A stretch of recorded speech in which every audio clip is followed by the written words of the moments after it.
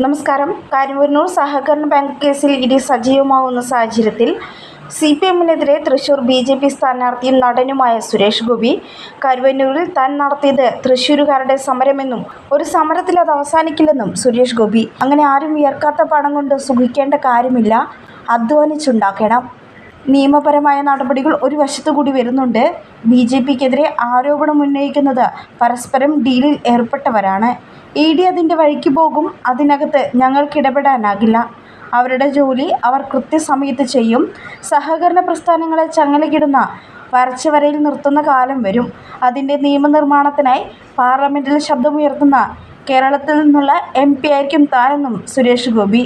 കരുവന്നൂർ സഹകരണ ബാങ്ക് തട്ടിപ്പ് കേസിൽ ED കേരളത്തിൽ പിടിമുറുക്കുമെന്നും തെരഞ്ഞെടുപ്പ് പടിവാതിൽക്കൽ വന്നു നിൽക്കെ അത് CPM-ന് കേരളത്തിൽ തിരിച്ചടിയാകുമെന്നുമാണ് കണക്കുകൂട്ടൽ.